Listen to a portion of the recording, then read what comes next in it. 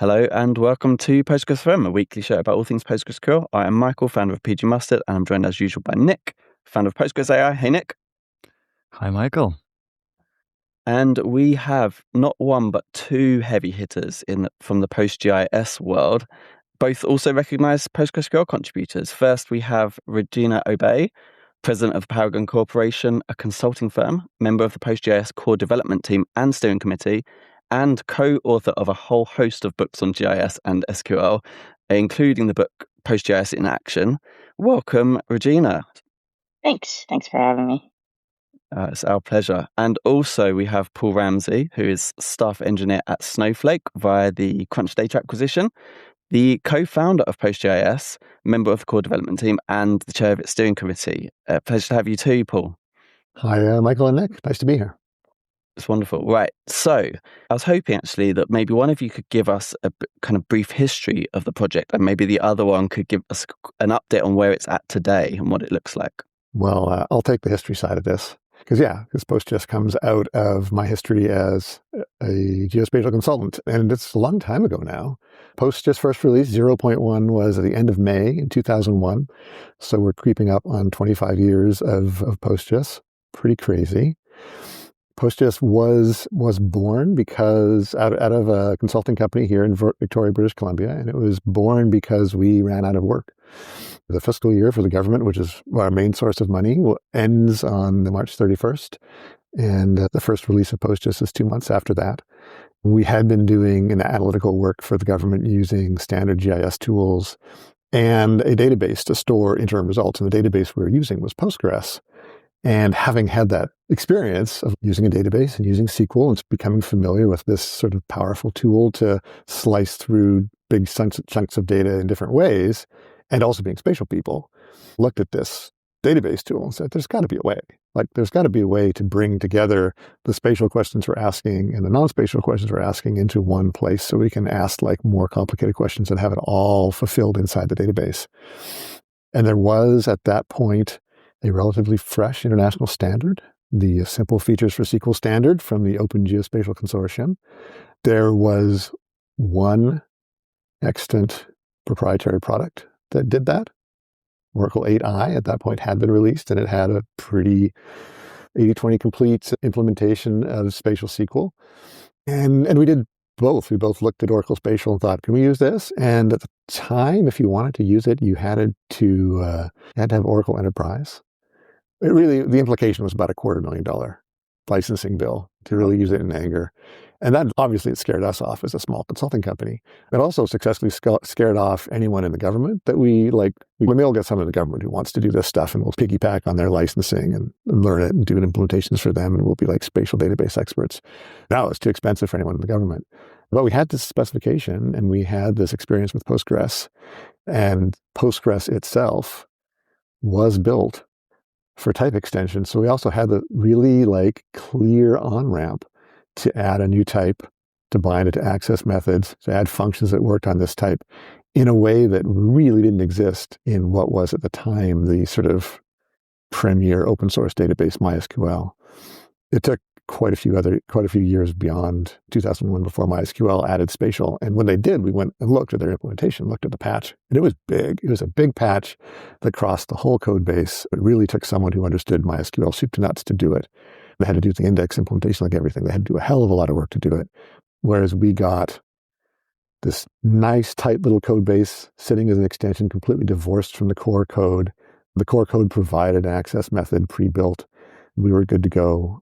So it was doable to have a working extension that we could demonstrate to ourselves and to customers within 2 months and then release.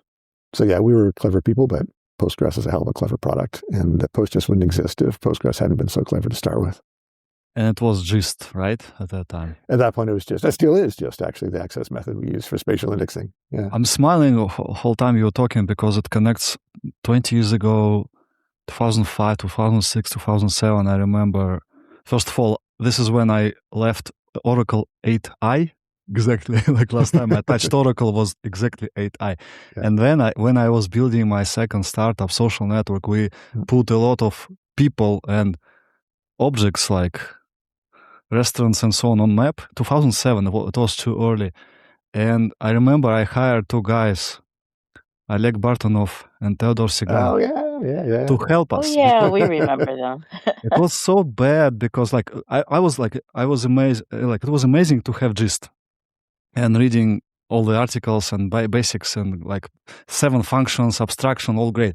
But when we went to practical questions and we had 10 million people to be placed on the map and a lot of objects, and then you try to solve simple problem. Show me nearest 10 objects on the map which have good reviews. Right. And it's terrible because there was no support for order by and KNN. I didn't know KNN. Yeah. And since we moved so fast, I eventually decided to pivot my startup away from maps and so on. But Oleg and Theodor, a couple of years later, brought KNN to GIST. It was 9.1. And then Alexander Korotkov, also Nikita Glukhov helped to brought the same like to SPGIST. Yeah. And this connects us a lot. Yeah. But I showed them this problem and that's it for me. Yeah. It was great. Yeah, back in the early days, starting off incubating an open source project, within a couple of years, we had quite a few users and some institutional users. And at the time, the GIST infrastructure did not include recovery. It wasn't a completely ACID implementation. And at that point, I had like a stable of people who had businesses depending on PostGIS. And I put out a call for development money and scraped together from all the different companies who were using or dependent on PostGIS about $10,000 or $15,000, and then shipped that money to Oleg and Theodor, who did the work necessary to make GIST recoverable. And it was a weird thing to sell to the community. We're going to get this work done. You're using it now. As a result of the release cycle of Postgres, time it takes to do the work and all that stuff, you'll be able to use it and show it to your clients in 12 to 18 months. But you aren't going to give me the money right up front. So it was an interesting introduction both to the Postgres development cycle and also to like trying to drum up crowdsourced funds for open source development. And it really taught me that crowdsourcing funds is really hard because people are willing to pay to get the bug which is bothering them right now fixed right away. Yeah. It's much more difficult to get them to pay for something which will maybe make them a little bit happier in the far future. It's a harder sell for sure. Especially for startups. They move too fast to understand that the thing will come only in a couple of years. Yeah, like that. Yeah, they might not be around that long. Yeah. But I'm glad KNN was brought into Postgres and PostGIS as well. Yeah, great. Is that a good excuse for us to get Regina to give us a little bit of like a catching up from, it's been 25 years, right? Yeah. You've done a lot of work since those early days. What's changed? What does it look like now? And how is that different to the first versions? Mistakes. I mean, we definitely have a bigger audience and we now have people seem to be running things in the cloud more than they're running things on premises, or maybe not. I think it's, slowly getting to the point where most people we see are running PostGIS in Google Cloud or Amazon Cloud or Microsoft Azure. So I think that's the biggest thing that's changed since we started. I was thinking as well, it looked like it started as a single extension and it's now kind of a collection. It's like a family of extensions that serve quite a few more use cases. And lots of that's functions. true. Yeah. So when we started off, we just had the vector support and then we added raster support. Mm-hmm. And originally we thought, we'll just throw raster in the PostGIS extension. And then it got very fat. And people started complaining, why do I have to carry these thousands of functions that I don't even use raster? So then we broke it out into 2 extensions, PostGIS and PostGIS raster. And we also have PostGIS topology. And then PostGIS spun off other extensions. So you have the H3 extension, which is now, we brought it into our organization, but it's still a separate extension. It's not even part of the PostGIS extension because we forked it from the original owner into our system. So that's very recent. And then there's another extension called MobilityDB, which is a separate extension, separate group of people, but they build on top of PostGIS. And they deal with things like, vehicle movement, the speed at which things move and all that, and flying birds, trains. Internet So of I think those are Things, the right? key ones. Yeah. Yeah. And then there's also PG routing, which I'm a member of too, which deals with network routing, like driving, biking, walking, and getting directions on that. So yes, it's spun up a lot of other extensions. Yeah. So that's the technical side. Deployment is a big deal for sure. When we started, it was, you want to use PostGIS? Here's the source code. I'm tarred in the contrib directory of an existing Postgres installation. And then you build and then you install, and now you have PostGIS. And around the time Regina started to join us, she helped with Windows builds. So Windows people at least could have a pre-built binary. And I still do Windows builds. At some point, PGDG included us in their builds, and that was a huge change. So now it meant that you didn't have to build it yourself. You could just find the right packages and install those. That opened up a whole pile of new users who previously wouldn't have tried it. But yeah, as Regina said, the real tipping point lately has been being part of the default installs on all the clouds. So there's no longer a software install step from the point of view of the end user. It's just type create extension PostGIS. And that ubiquity really goes beyond the ubiquity for users. I feel like we've achieved a certain level of ubiquity in the industry. Like, first of all, like just geospatial as database functionality is table stakes now. It's pretty rare to find a SQL implemented database that doesn't have geospatial. Those who don't are all tacking it on at a great rate. So ours is still the most popular, I think. I think it's surprising that Postgres, even though it started out as a meager database, PostGIS itself is probably more popular than Oracle Spatial and SQL Server Spatial and MySQL. I don't even hear other people doing serious work on those. Yeah, and that's probably not fair, because I bet you there's a whole bunch of institutional users of those databases who they never leave the ranch. So that's all they understand is Oracle Spatial or SQL Server Spatial, because that's just the way their institutions are shaped. But there's no doubt that in the wider world, PostGIS is the thing. The thing that made me really understand that PostGIS was the lingua franca was seeing the Google BigQuery announcement blog post where they said one of the features of Google BigQuery was that it was PostGIS compatible. It was, oh, wow. Okay. Yeah, wow. So that's nice to see. That's them saying you're the standard, right? That's pretty cool. Yeah. And it's a standard that I could have said we support the simple features for SQL standard, but they decided that PostGIS compatible was more understandable to the larger marketplace. It's like, okay, so we have the mind share. Yeah, that's great. Actually, my daughter, she is a fourth-year bachelor degree student at UCSD, and they have projects related to wildfires in California and GIS as well. But I was super annoyed to hear it's not PostGIS, but it's actually Google BigQuery, so that's good to hear. Yeah. It's at least compatible. Great. All reusable knowledge. Cool. What's the latest things you can share? What's the latest development? This is one thing I'm also curious about. I know, for example, PostGIS works quite well with timescale DB. It should work with PGVector. I never tried. I'm curious. And with sharding systems as well. There are like super extensions. In the case of PostGIS, it's not super extension, it's super set of extensions. Like not superset, a collection of extensions. But sometimes it's hard to make it like working together, these big building blocks. What's there, especially PGVector, because it's also important building block these days, right? What's the recent development? I don't know if there's any recent development. I think they just work together anyway, just because of the way Postgres is set up, right?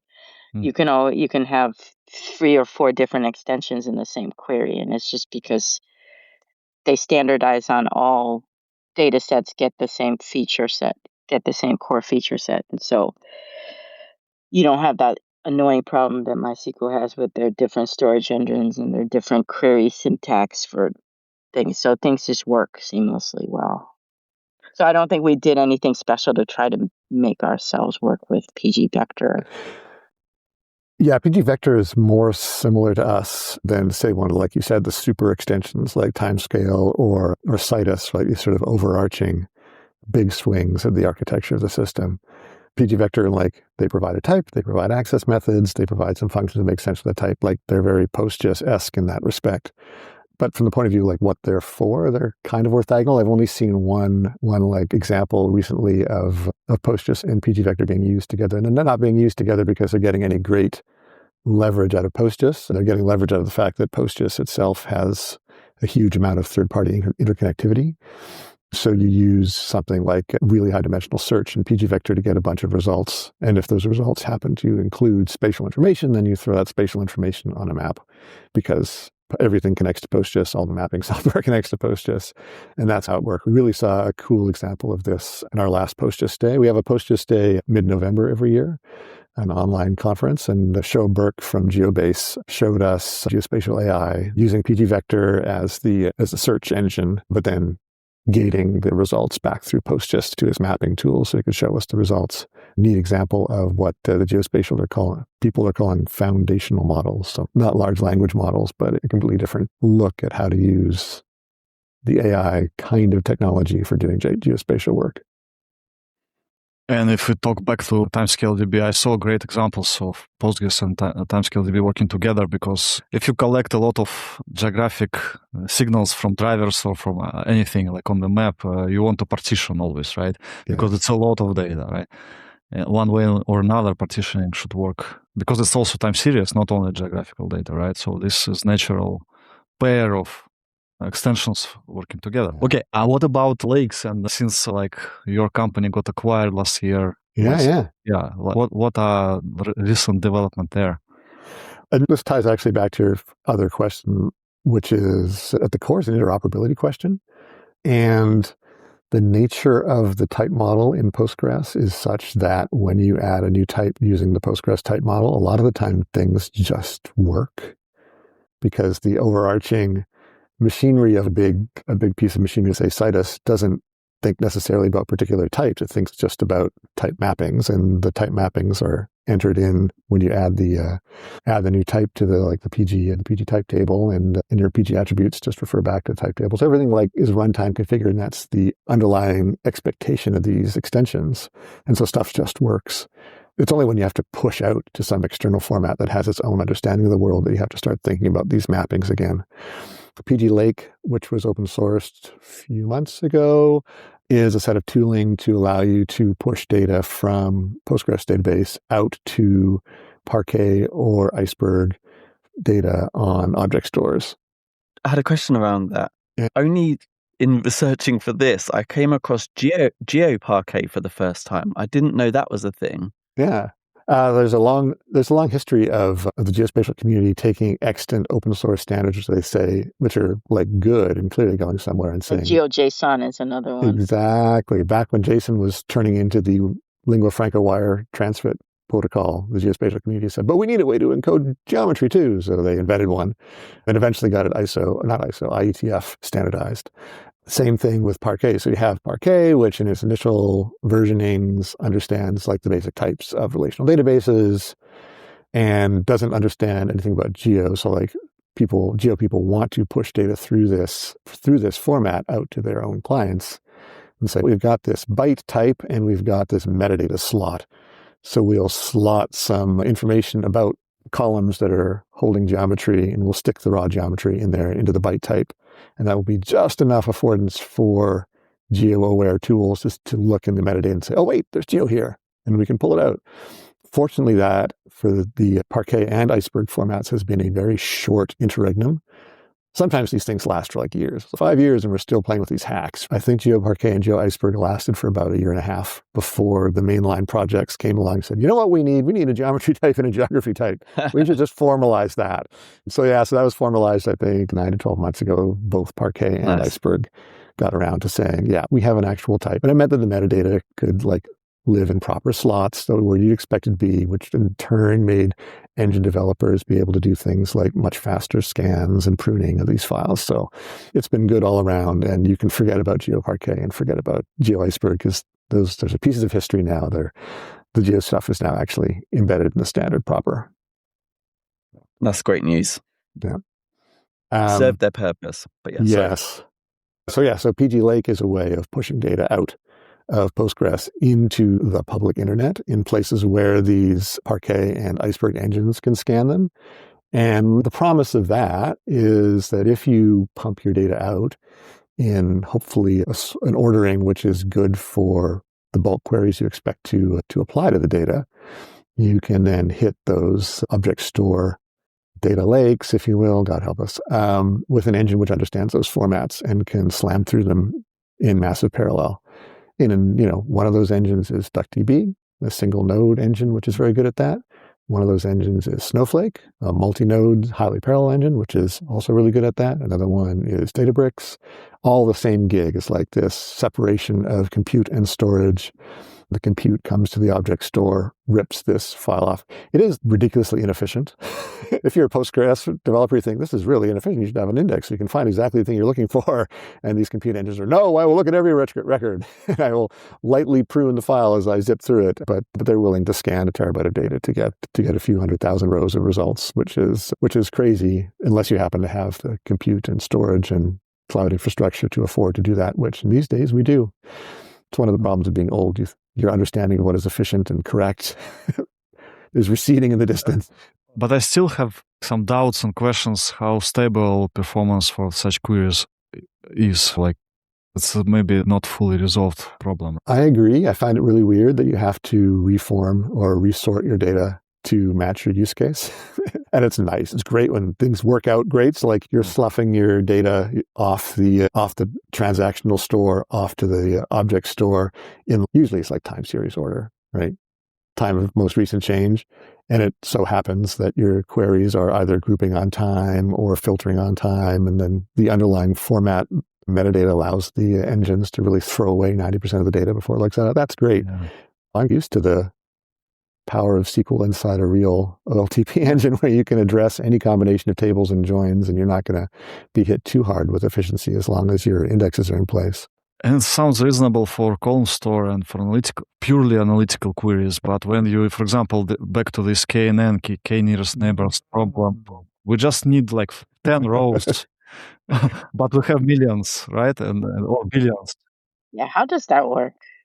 Does it even work? Can you even do a KNN in those systems? You end up making some kind of compromise with reality.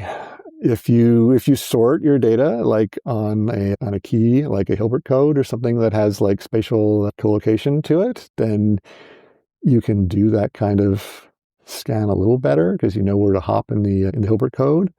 Doc, for its internal implementation, I think has just sucked it up and put a lightweight index next to the table. So they're not actually doing the full column store scan for those particular kinds of queries. Spatial is, as database people who have put a geospatial type into a standard relational database, we like to say spatial isn't special because you just type SQL and you get your answer back. But at an implementation level, there's no getting around it. Spatial is special in a whole bunch of ways because just being higher dimensional, it's the same thing people run into with pgvector. Once you get beyond that one dimension of sort order, a lot of your preconceptions about the most efficient way to deal with the data fall away and you have to rethink problems. One difference seems to be people aren't as forgiving of accuracy issues when it comes to spatial data. You don't have approximate nearest neighbor. That is 100% true. Yeah, things on maps, people are very unforgiving with maps. It's like one mistake, so you're wrong, whereas you roll up a BI dashboard and give some people a pie chart, whatever. It's actually one of my great shaking fist at cloud things about the big column stores is that people insist on summing up every record of 5 billion records and make a pie chart. So you could have sampled and got the exact same pie chart. I feel like we've dived into the most complex type of performance issues, but I think a lot of people, like I come across some performance issues when it comes to PostGIS work, a few customers that have the odd specific case. Mm-hmm. And I think even it's like the basics that they have questions around, like geometry versus geography or GIST versus SPGIST. And any advice either of you have for kind of people that are new to this stuff on the basics on the simpler queries, how should they be thinking about these things? The absolute basic is how R3 is implemented and what the R3 is compared to B3. Mm. This is like the gem of Postgres, actually, right? Yeah. So maybe let's talk a little bit about this, like just a little bit of basics in the middle of. I think that bores most normal users. The discussion, they just want to say that I can write this and I get this. And they don't care about the underlying You implementation. think so? Yeah. There are different users. I don't know. Maybe, but okay. Let's mention that Postgres has this gist, right? Generalized search tree, and R3 is implemented using it, not separately. Correct. And yeah, there is a great work by Hellerstein from Berkeley and from the late 90s, and it's like basically generalization of B3 idea to multidimensional space, two-dimensional, three-dimensional, n-dimensional. Well, n-dimensional is defined more or less by the API, right? Not so much by the space. And whatever space you're in, as long as you can meet the conditions of the API. 7 functions, right? Yeah. Given a key, can you say whether things are consistent or not with that key? That's one piece of the API. Another is, given a collection of keys, can you split that collection? And that, depending on your dimensional space, those splits will be calculated differently. But it's just like, given a set, can you do a split for me? Yes. Okay. Can you do key consistency? I'm trying to think what the other API piece is. I feel like there's a third. But regardless, you can, with the rules of the GIST API, you can implement an R tree. Like the kinds of questions that an R tree answers, the kinds of guarantees an R tree gives are ones that fit inside the generalized API of GIST. So it means that you don't need a separate access method for R tree. You don't actually need a separate access method for B tree either. In fact, there's like B tree GIST implementations in Contrib, which you can look at. Because it's more generic, there's less opportunities for performance optimizations, but the beauty of being able to, for almost any type, because the GIST conditions are really, really loose and generic, almost any type, you can get an access method without having to think about all the problems of pages and consistency and so on. That's one of the things that has made, say, a tool like pgvector a complex thing to approach, and that only someone with like serious computer science chops would want to attack, is that they had to write their own access method right down to disk. They did not get to just layer their access method on top of an existing implementation like GIST. They had to write it all the way down to the disk and page level, which is a lot harder to do if you're going to retain guarantees of consistency. Right. So you mentioned, I guess you mentioned B3 GIST, it's called, or GIST B3. I always confuse. B2 GIST. Yeah, and it lost comparison to native implementation of B3. Yeah, totally. While R3 didn't lose, like it won, and GIST. Yeah. And I'm not sure if that's probably that's more a matter of people not wanting to spend the time to work on the R3 implementation. Like it was considered not a good implementation at the time that we started. It still existed when we started with PostGIS, but it was more tightly bound to the spatial types, the native spatial types in Postgres. And so we didn't use it. No one else used it. Eventually it was ripped out. It had, I think all the way up to the time it got taken out, a object size limitation. So it couldn't handle objects larger than a page size. Yeah. That was I think the death knell, really, because practical work with spatial data inevitably involves dealing with objects that exceed the page size. So what I wanted to just like some counter argument why it matters to understand things slightly more than just let's use it and that's it. Because, for example, in this particular case, B3 is like less than, greater than, equals. Yeah. R3 is like contains, right? Overlaps. Yeah. You can, if you use this B3 GIST extension, you can combine and have multi-column index of very different data types, right? I use that a lot too. Yeah, and this is great performance trick. And if you know like why it's useful, it can save you because it's just a single index scan. That's it. So you use it a lot. Well, if you have things where there's a lot of attribute things that you have to filter against, but you also need to do a spatial at the same time, especially with the sensitivity that Postgres has, it sometimes picks the wrong plan, whereas when you have it together, it can't screw up.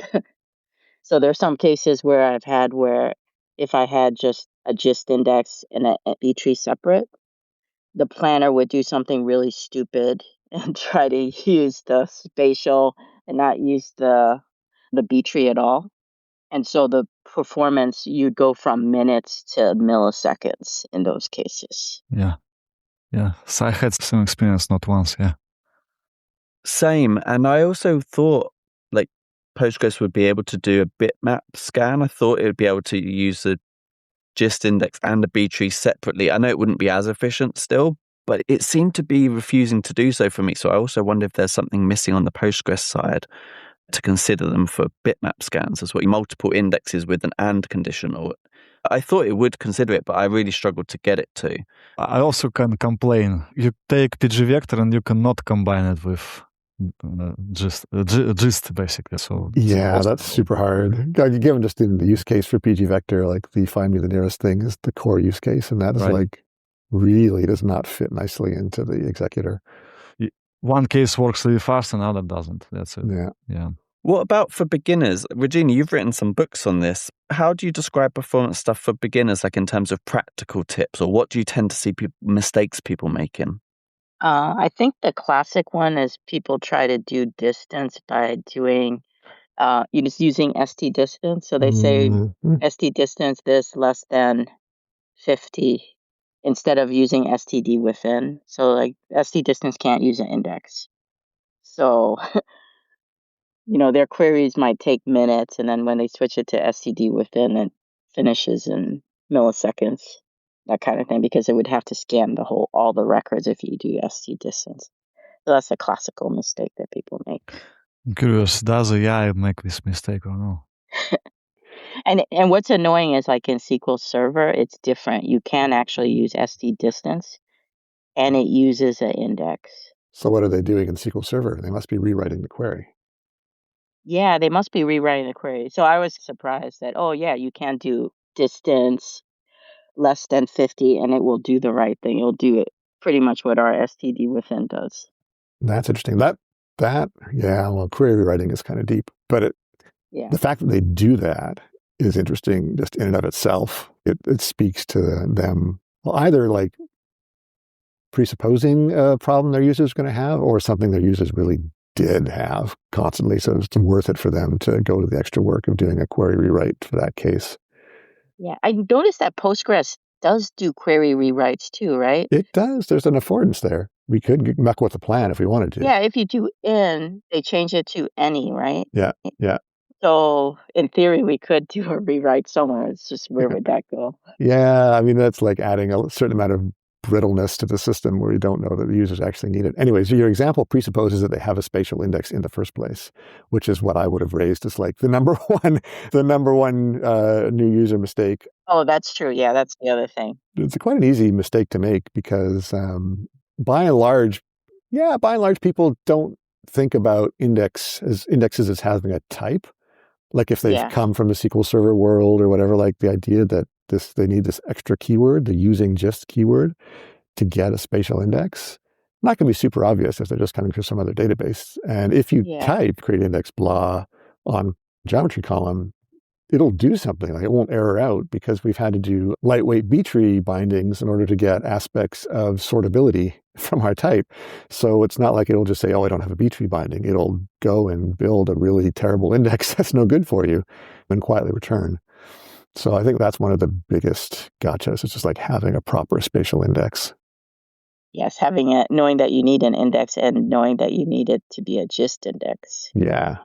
Or as far as between gist and SP gist, I'd still tend to go toward gist because I know we put in more effort in gist than we did in SP gist. Same. So I think our gist support is more robust than SP gist. Yeah, I have tried different benchmarks and come up with different answers from different data, different queries. I've not been able to like fully characterize the kinds of places where SPGIST outperforms. I don't know, Nick, you seemed like really excited about SPGIST, or like are there places you found where like SPGIST is the clear winner? No, somehow I just recently don't see this kind of workloads at all, like maybe a couple of years, so I don't have fresh data at all. I don't know like why. Obviously, like it's just a matter of luck.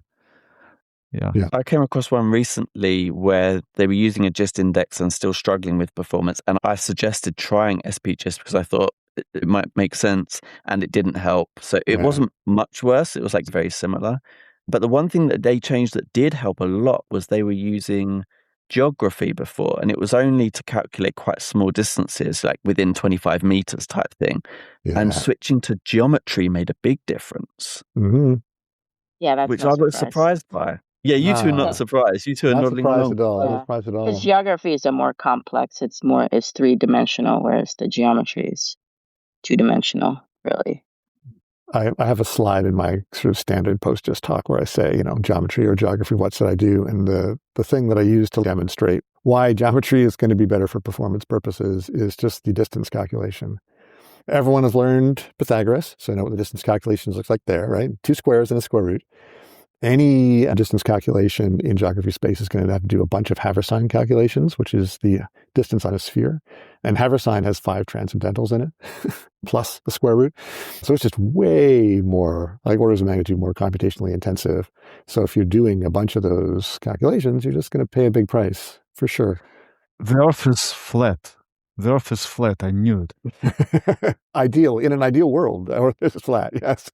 So that means you need to commit to a planar understanding of your work area if you can.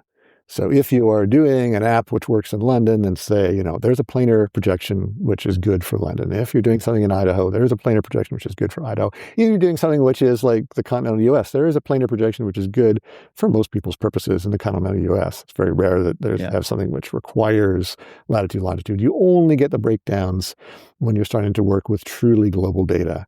Places where you go over the poles, places where you have data in the Northwest Territories and also in South America, where the scale distortions of something like Mercator cannot be ignored.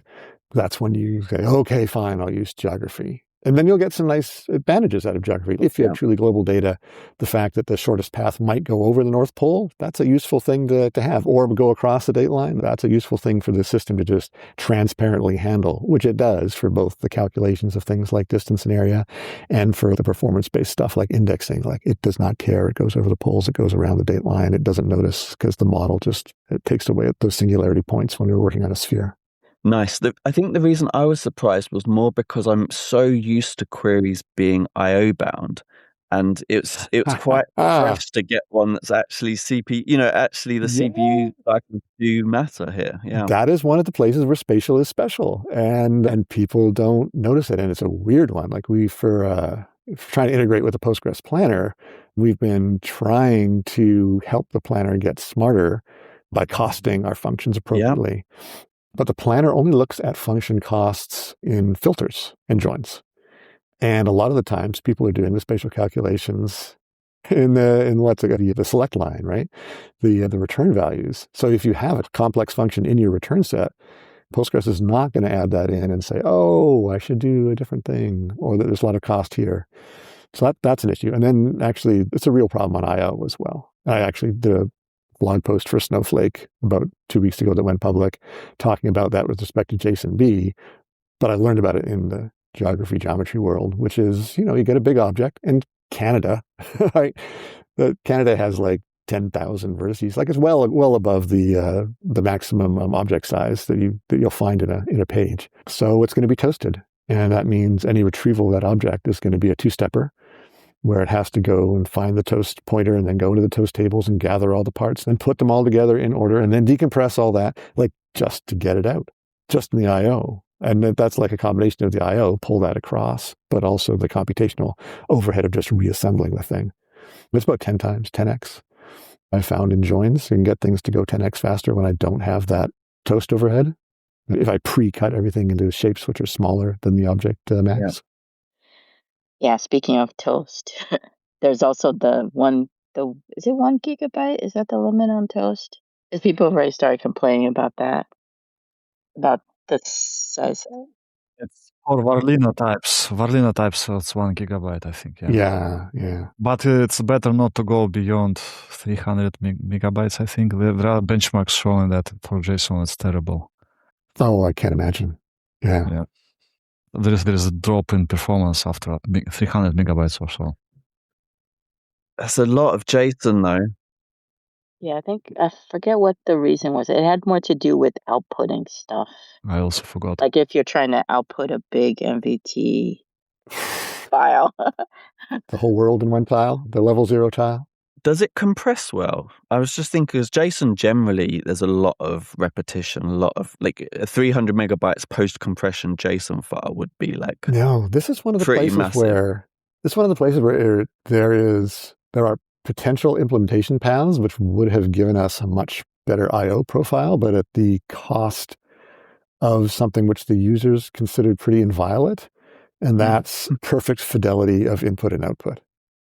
So users are feeding the system with geometries which are described in terms of coordinates, which are built on double precision. And if you want to return what they got, you have to store the double precision. And double precision does not compress so great. So in answer to your compression question, yeah, not so great. If you just take the smallest swing at saying, this stuff is quantized, or like, this has an effective minimum precision, like your road segment is not more precise than a centimeter. And if I take advantage of that fact, if I know that there is a quantization available, I can squash stuff down into a delta encoding, which is incredibly cheap for spatial data, because spatial data tends to be highly autocorrelated in space. So you can store the differences between each coordinate with a very small number, which is great. It's a really good compression, and it's a very fast decompression. But you have to give up precision to take advantage of it. Or if it's a lot of moving objects on the map, but should be column compression, like timescale DB does. So we just change a little bit position. We cannot jump to different continent immediately, right? Yeah, so but there'll have to be precision associated with that. Like they will be losing a little bit of precision when they compress. Like you can't just slam floats or slam doubles together cleanly all the time and get a nice clean delta encoding. Sometimes you can, but not always. Similar with timestamps, actually. If you want to give up milliseconds, you can have fewer bytes, definitely. Yeah. Speaking of like numbers, I'm curious, what are the biggest PostGIS setups you saw? Both like single node or maybe like sharded systems, like with Cytos or something. Yeah, Regina, you're the implementer. What have you seen? I have no idea. I don't work with that big of data sets. Yeah. So PostGIS is a weird member of the Postgres community, because we have, I think, almost certainly the largest number of deployed clusters. Like the number of PostGIS users is huge. I remember Stephen Frost came to his first FOSS4G and his sort of jaw sort of hit the floor, because he was used to going to a Postgres conference where there'd be like 200 attendees, and he came to one of the free and open source for geospatial conferences, and there are 800 attendees. And every one of them he talked to said, yeah, we use PostGIS. It was like he'd never seen so many distinct Postgres users in one place. So that's one difference. Like the population of PostGIS users is huge relative to the population of Postgres users, but they all have very small deployments. So yeah, if you're a county, you've got several dozen tables, none of which has more than 100,000 records. Like from the point of view of scale, it barely registers. But there are a few big ones. It's just that you don't necessarily know they exist because no one talks about them. Like, pretty sure Apple Maps production system is all on Postgres. That's only because someone whispered to me in a dark alley, like no one's ever made it public. I know that Here, which is a really large geospatial data aggregator, if you're going to get raw geospatial data and want to have a map which like competes with what Apple or Google provides, you probably go to Here and license their data. I know that their production pipeline and a lot of their APIs are built on PostGIS. So that's a really big user, global data, high uptime requirements. And then the one that repeats over and over again. So there's a lot of these installations, and they're big and they're high performance, is people who are doing OSM map builds. Because the open means OpenStreetMap. OpenStreetMap is a map of the world. It's a map of the world based on a very strict topological model, edge and node collections, which means that anything which covers an area has to be built from those edge and node relationships, which implies loading the whole edge node system and then building up the polygons from the parts and then testing the polygons against each other. And so people who end up using PostGIS as the intermediate stage between I've got a lot of raw OpenStreetMap data and I have a rendered tile or a vector tile, there's a big Postgres process in the middle of that where it's shuffling through all the data and building up the higher level structures which don't exist in the raw OSM dump. And there's got to be hundreds and hundreds of those, but they all look about the same size. They're the size of OSM. There's more than hundreds and hundreds. Okay, thousands of thousands. Yeah, I also saw in your blog posts Redfin, State Farm, like this setup should have a lot of data, right? They do, and real production loads. They're asking real questions of the spatial database and getting spatial answers back. And also state level, government level, like in France, Norway. Yeah, that was our biggest installation for a long time. It was the biggest one I could quote chapter and verse on. And they came on very early 2005. One of our first big institutional users was IGN, the French National Mapping Agency. And they ran Postgres and PostGIS through a competitive process with DB2 Spatial and Oracle Spatial at that time, 2005, and determined that PostGIS was, in their words, just as good as DB2 Spatial and Oracle Spatial, and most importantly, way cheaper. And way easier to deploy. They didn't have to go through a full commercial requisition. They could just say, okay, we're going to use it. And they did. So IGN has been on PostGIS for 20 years. And that initial database was a 150 million object database. At the time, very substantial. Nowadays, it's rounding error. But at the time, it was one of the biggest databases. And you needed to be really brave those days because of lack of replication and proper backup. Yeah. Today, it's much, much better. They wanted to have, one of the requirements was multi-site replication because they wanted to have, I think it was Sloaney to start with, yeah. Yeah. Good. Okay. I'm glad now it's already solved. Relatively. We have problems at large setups, but it's already a different story. Great. Is there anything we haven't talked about that either of you wanted to make sure we mentioned? I guess I should mention conferences. So Yeah. There's going to be a PG Boston Day conference June 9th. And then for the conference that Paul was mentioning, the free and open source geospatial, that's going to be in Japan this year. And let's see. That's Hiroshima, August 30th to September 5th. Yeah. Oh, and then there's also FOSS4GNA. So that's coming up. But I don't think we haven't set the date yet, but it's going to be probably in November. I really appreciate that you run PostGIS Day the day after GIS Day. And I've actually watched a few of them. We run them all online, which is great. And I've seen quite a few. I tend to at least watch the talks on performance, my special interest, and anything by Brian Timoney as well. I wanted to give him a shout out. I've enjoyed the talk. Yeah, PostGIS Day, if you just type it in, you'll get all the video archives. So if you're jonesing for PostGIS content, that's the place to get it for sure. Yeah, it's awesome. I highly recommend. Any last things from you, Paul? We haven't talked about AI, which feels like a huge miss. Yeah. And I don't know what your experience with this is. The next company has AI in its name. Oh, yeah. So he's really into it. That's good. And I wanted to point out a couple things that I've seen in the AI space. One is in the geospatial AI space, there's this whole other field called foundation models, which is basically like RAG, retrieval augmented generation, like RAG for geospatial, where they build up a characterization of an area or the whole globe, where every pixel in that characterization has a multidimensional, a very high dimensionality vector associated with it. So it really is a RAG process. But people have been using pgvector as the storage engine for their foundation models and to do quick gatherings of nearest neighbor. And when you do nearest neighbor with a foundation model, what you get is land which is similar to this other land. So you can draw a circle around, say, a bunch of solar panels and say, show me the other solar panels. And it will just go off and find every solar panel in the world for you. Very cool stuff. There's a cool talk on it in the 2025 PostGIS Day. Really worth looking at. The other thing that came up in that PostGIS Day around AI was the idea of natural language to SQL. And swing a cat, throw a stone, hit someone who's doing natural language to SQL out there. But a really cool observation from Brendan Ashworth from Bunting Labs during his talk that a lot of the code models, how you get a coding model is first train a generic model and then do reinforcement learning against it. And the way you get a code model which can speak SQL is you do a lot of reinforcement learning against standard SQL patterns. And his observations that the standard SQL patterns tend to be Postgres patterns. So you tend to get really good Postgres SQL and maybe not so good Oracle SQL. And the same thing holds true with the spatial side because they're using Postgres, because PostGIS is the lingua franca for geospatial SQL.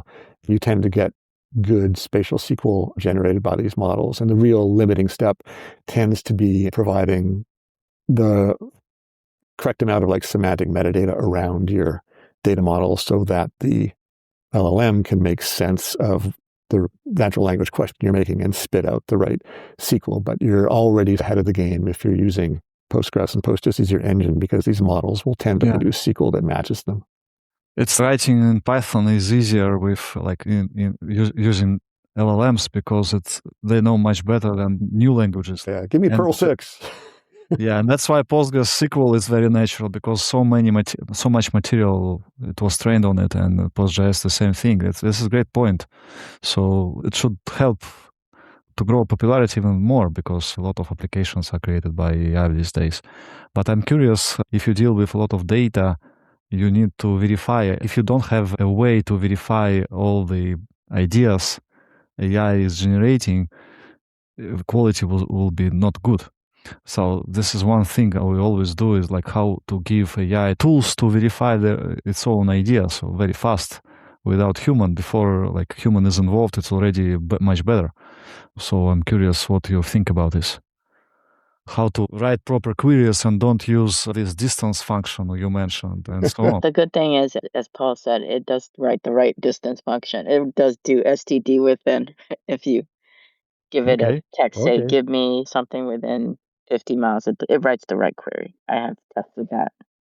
Good, but it still would be better if it would have some tooling to test and see actual results, not just guess. Yeah, and we've started to see that discipline arrive in the PostGIS code base. We have our first agents file. Oh, yeah, we have that skill.md. Or skills, sorry, yeah. So yeah, we have our first skills file, which does touch on that kind of stuff you're talking about, Nick. Like these are best practices for generating spatial SQL. Yeah, in my opinion, copy on write and database branching should grow because we need to be able to test on large data sets for very low money and very fast. Yeah. It can be in S3, like some company implemented, right? Neon or Timescale, they implemented it. It can be with ZFS or anything, but it should be fast and cheap. Right. So you give like millions of points on the map and just check, explain, buffer, analyze buffers. Right. Or Nick, did you see friend of the show, Redeem, posted a new blog post recently about just import the stats. So you don't even need to load all the data. Yeah, I saw it. Just test planner behavior without data, actually, just with stats. I think it's a valid approach, but at the same time, I think it's limited because you don't see actual execution. Right. Of course, but you can at least check like index use and things, which is quite cool. Yeah, definitely. It's a super lightweight approach. I like that. And I think more and more should be developed because of AI. Otherwise, so many mistakes. But if you have this testing pipeline and if you even not involved, AI has some ideas how to improve query and tooling to verify. This is the way. And put it to test, to CI and so on. And it's great. So that's why we created branching many years ago with DBLab. We are sitting and waiting for these very days when it's needed so much. Yeah, so great. Well, It was a pleasure to meet you both. Thank you so much for coming. Thank you for joining us. Thank you for coming. It was a nice talk. Thanks, Nick. Thanks, Michael. Yeah. Have a great week. Bye-bye.